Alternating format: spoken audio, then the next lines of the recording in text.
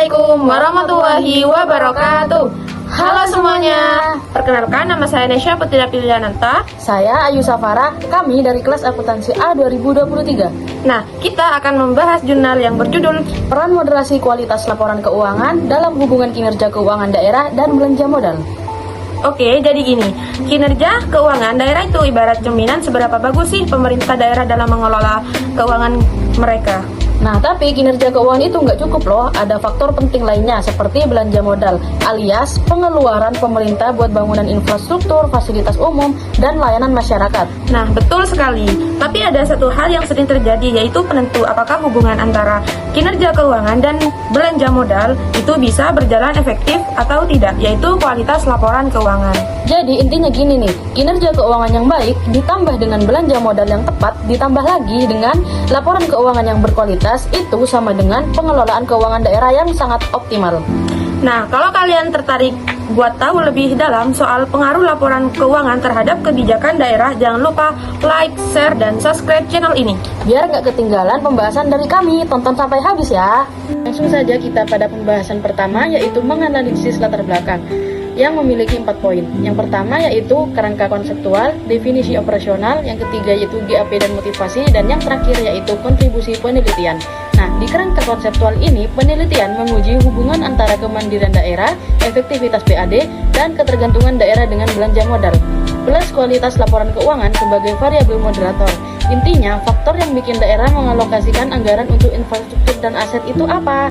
Di poin kedua ada definisi operasional yang terdiri dari 5 macam. Yang pertama yaitu belanja modal sama dengan rasio anggaran belanja modal terhadap total belanja daerah, seberapa besar anggaran buat aset atau infrastruktur.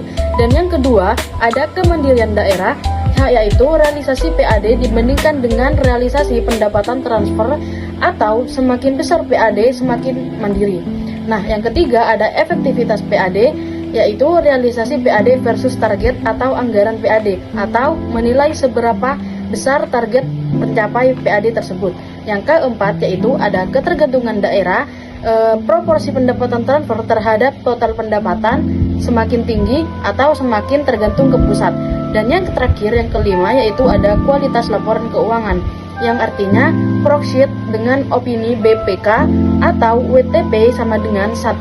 Nah, selain itu WTP itu 1 itu sama dengan disebut juga dengan 0. Nah, di poin ketiga ini ada GAP dan motivasi. Beberapa studi sebelumnya menunjukkan hasil yang gak konsisten soal faktor-faktor yang memengaruhi belanja modal. Ada yang bilang pengaruhnya positif, ada yang bilang 0 atau negatif. Peneliti menambahkan kualitas laporan keuangan sebagai moderator untuk melihat apakah opini audit mengaruhi hubungan-hubungan tersebut. Di poin keempat ini atau di poin terakhir ada kontribusi penelitian, yaitu menambah literatur public speaking accounting terkait pengalokasian belanja modal dan memberikan masukan kebijakan untuk Kementerian Dalam Negeri atau Pemda soal penentuan prioritas kerja. Di pembahasan yang kedua yaitu analisis literatur dan pengembangan hipotesis yang terdiri dari 3 poin. Poin yang pertama, teori utama. Teori keagenan rakyat atau prinsipal, delegasikan wewenang ke kepala daerah atau agen.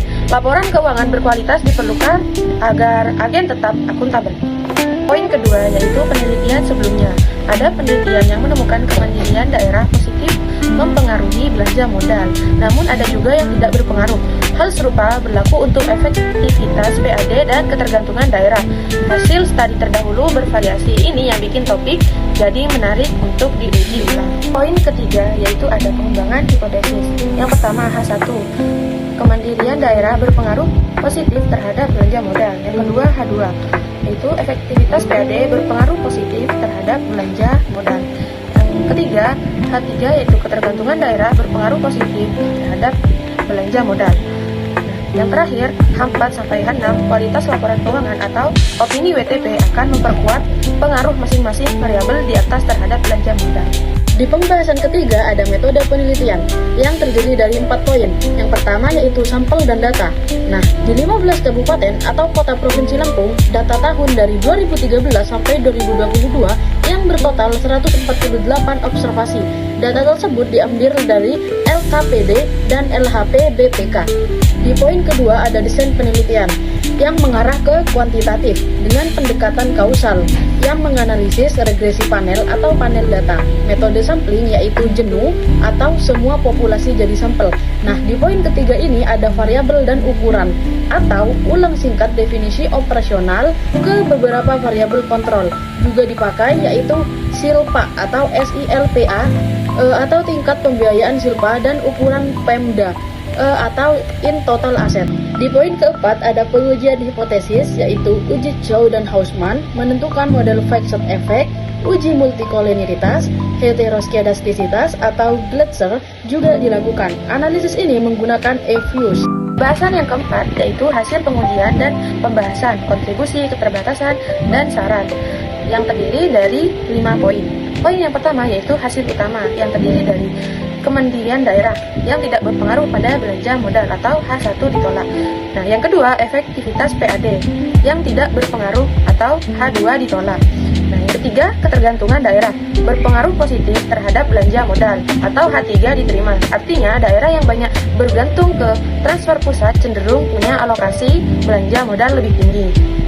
Nah, yang terakhir, kualitas laporan keuangan sebagai moderator hanya memperkuat efek ketergantungan, yaitu belanja modal atau H6 diterima, namun tidak memperkuat pengaruh kemandirian atau efektivitas PAD, atau H4 dan H5 ditolak. Di poin kedua, yaitu penjelasan gampangnya. Karena kemandirian daerah rendah, rata-rata KKD sama dengan 8,8%, peran PAD masih kecil, makanya PAD atau kemandirian belum jadi penggerak belanja modal. Nah, sementara transfer atau ketergantungan besar sehingga belanja modal banyak didanai transfer dan dipengaruhi oleh opini atau WTP yang meningkatkan kepercayaan pemangku kepentingan. Di poin ketiga yaitu kontribusi praktis. Rekomendasi untuk Kemendagri dan Pemda memperbaiki kebijakan alokasi belanja modal, perkuat penggalian PAD agar lebih mandiri dan jaga kualitas laporan keuangan atau opini WTP karena berpengaruh pada kepercayaan dan pengambilan keputusan alokasi anggaran. Poin keempat yaitu keterbatasan. Sampel hanya 15 kabupaten atau kota Lampung dari tahun 2013 sampai 2022. Generalisasi terbatas. Peneliti menyarankan perluasan wilayah sampel atau penambahan variabel seperti efisiensi keuangan. Poin kelima yaitu saran penelitian lanjutan. Tambah variabel independen, mis efisiensi, gunakan sampel nasional atau beberapa provinsi, atau lakukan pendekatan kualitatif untuk gali motivasi kebijakan belanja modal. Di pembahasan kelima ada analisis artikel yang memiliki 5 poin. Yang pertama yaitu isi singkatnya.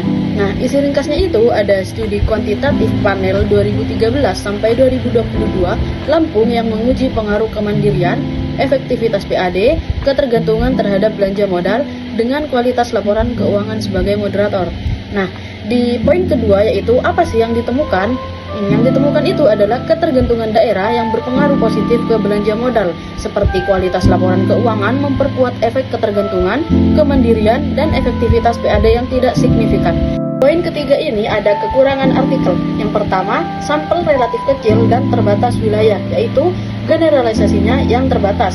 Yang kedua, variabel kualitas laporan keuangan di proksi hanya opini WTP atau biner, padahal kualitas laporan bisa multidimensi atau disclosure, akurasi, timeliness. Jadi pengukuran bisa diperluas di studi selanjutnya. Yang ketiga ada analisis kurang, ada eksplorasi kualitatif, yaitu kenapa kebijakan alokasi terjadi. Nah, di situ bisa dilengkapi dari wawancara pejabatnya. Di poin keempat ini ada kekuatan artikel. Yang pertama, jelas dari sisi metodenya, panel uji-uji diagnostik lengkap, pakai data audit dan LRA audited, yaitu validitas data yang kuat. Yang kedua, praktis, yaitu langsung berhubungan dengan kebijakan alokasi belanja daerah, relevan buat pengambilan kebijakan. Di poin kelima ini ada tindak lanjut riset yang disarankan. Perlu studi cross provinsi, ukuran kualitas laporan lebih granular, dan gabungkan metode kualitatif untuk memahami alasan dibalik kebijakan belanja modal. Jadi intinya kalau daerah masih tergantung transfer, belanja modal cenderung mengikuti aliran dana pusat, dan opini audit atau WTP bikin pengalokasian itu makin dianggap aman. Kalau mau Pemda lebih pro pembangunan lokal, kuncinya tingkatkan PAD dan perkuat kualitas pelaporan. Jadi, pembahasan dari peran moderasi kualitas laporan keuangan dalam hubungan kinerja keuangan daerah dan belanja modal Dapat kita simpulkan, penelitian ini menunjukkan bahwa belanja modal daerah di Provinsi Lampung masih lebih dipengaruhi oleh tingkat ketergantungan terhadap pemerintah pusat dibandingkan oleh kemampuan keuangan daerahnya sendiri. Nah, yang artinya itu semakin besar dana transfer dari pusat, semakin besar pula porsi belanja modal yang dilakukan oleh pemerintah daerah. Terima kasih sudah nonton video kami sampai akhir. Assalamualaikum warahmatullahi wabarakatuh.